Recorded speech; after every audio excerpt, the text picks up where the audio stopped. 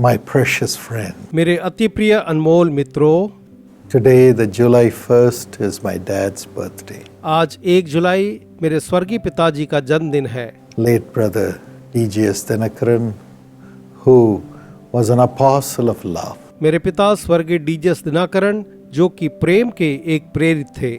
God's love and compassion flowed out of him like a river. परमेश्वर का प्रेम और तरस उनके जीवन से नदी की धारा की तरह बहता था। And how did this compassion come? और ये करुणा जो है उनमें कैसे आई? God broke him to pieces. परमेश्वर ने उन्हें टुकड़े टुकड़े कर दिया। Physically, sickness after sickness unto death afflicted him. यहाँ तक कि शारीरिक रोग जो हैं एक के बाद एक उन्हें मृत्यु के पास तक ले गईं। He was at the point of death many times. अनेकों बार वे बस मरने ही वाले थे। I even saw a flat line in the heart monitor of my father. यहाँ तक कि मैंने अपने पिता के मॉनिटर में एक फ्लैट लाइन को देखा है। That means his life was gone. यानी उनका जीवन जो था वो जा चुका था, But God brought him back. लेकिन परमेश्वर ने उन्हें वापस फिर से जीवित किया। He knew the suffering caused by sickness. रोग के द्वारा से जो पीड़ा होती है वे उसे जानते थे। He went through poverty, वे गरीबी से भी गुजरे, terrible poverty, भयंकर गरीबी से, and suffering even in the ministry. और यहाँ तक कि सेवकाई के बीच में नाना प्रकार की परेशानियों से भी। He knew what was it to be betrayed by the wicked people. वे जानते थे कि दुष्ट लोगों के द्वारा से धोखा दिया जाना क्या होता है।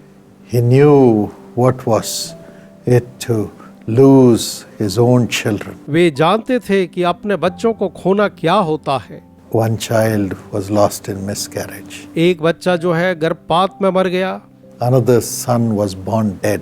एक और बेटा जो है वो मृत पैदा हुआ, Another daughter was killed at the age of 17 in an accident. दूसरी बेटी जो थी वो 17 साल की उम्र में दुर्घटना में मारी गई। Knew the agony of losing someone close to his heart. और अपने हृदय की किसी करीबी को खोने का दुख जो है वे जानते थे।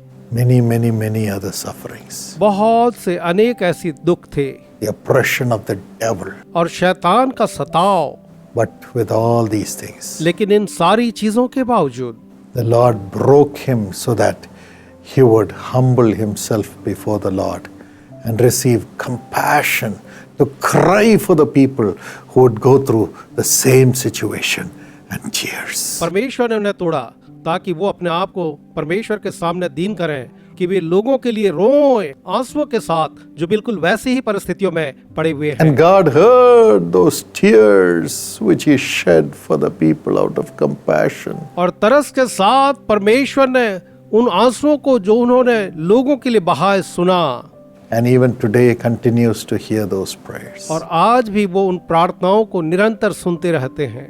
Millions and millions have been healed, saved, restored, and have had miracles through the prayers. लाखों लाख लोगों ने उनकी प्रार्थना के द्वारा से जीवन को पाया, नया जीवन पाया और चंगाई को प्राप्त किया। Today we celebrate this birthday. आज हम उनके जन्मदिन को मना रहे हैं।